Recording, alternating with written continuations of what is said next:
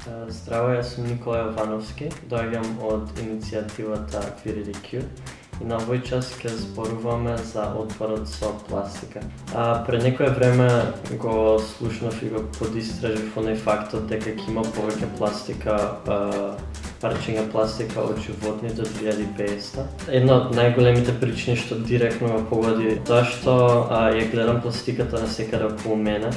Ќе идам на водно, ќе видам море од пластика, ќе идам во дојран, ќе видам канти кај што треба да се селектира пластика, има околу нив, има купча пластика што е прекрасно да се гледа.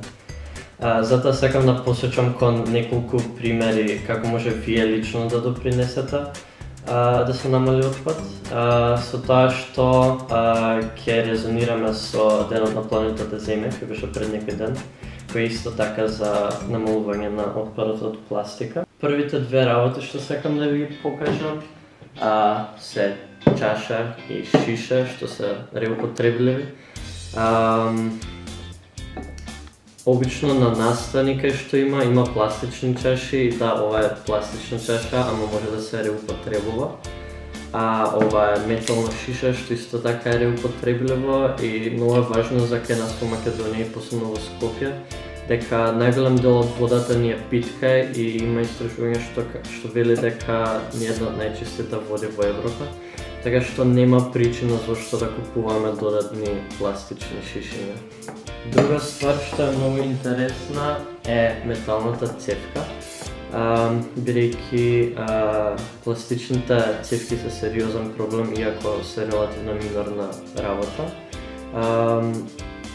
Можам да зборувам за апстрактни работи како желки што ги јадат, имам безброј такви видеа и дефинитивно ми има оставен импакт. Ама исто многу ме погодува тоа што на неколку месеци има акции за чистење, одам на поголем дел од нив, иако не стигнувам на сите. И во парк, например, кога има акција за чистење, секогаш се враќам со една полна торба со пластични цевки. Друга работа е ова е многу хай-тек крпа. Ми се има покажано многу корисно, бидејќи може за повеќе ствари да се искористи. Само важно е нели да се чистат овие сите ствари, зашто ќе имаш многу контакт со храна и со хигиенски препарати. Крпата може да се искористи кога сакаш да намалиш отпад од јаткасти плодови, што се тие кисичките. Пак може би овие личат мали ствари, но се додаваат како работиме на самите себе си. Секој се каза у Македонија 19 век. После исто крпчето може да се користи да купуваш сувомеснати, леб, не знам, во пекара воопшто можеш само да си го завртеш во крпче и после во платнена торба, ако не кажеш да се измеси платнената торба. Нормално, една од најважните алатки е платнени торби. Имам мала артилерија дома до сега стекната. Најголем дел од нив ми се од промоции, го варат радиомо. Ама исто така не се многу скапи, многу се лесно достапни. Следната работа е вакви контейнери, стаклени или пластични, не е битно ако пластиката се употребува пак. Ама искрено мене повеќе ми се допаѓаат стаклените. Во нив може храна да се чувате, како јас сега, например, што имам кифличе, иако кифличето може после одведно во крпа, ама ова ми се најде сега. Исто е една од најважните работи што ја научив во последниве неколку месеци. Година дена транзитирам во живот без пластика, ама стварта што научив во последните неколку месеци е колку е важно да научиш да готвиш. Таа може многу амбалажа да ти заштеди. Исто на едно малку за нијанса повисоко ниво се хигиенските препарати. Тоа се како дезодорант, паста за заби и така натаму. Проблемот со нив е дека доаѓаат најчесто во амбалажа што тешко или воопшто не се рециклира.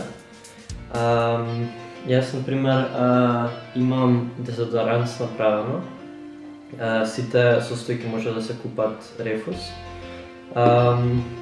Се прави од пчинкарно брашно, сода бикарбона и кокосово масло.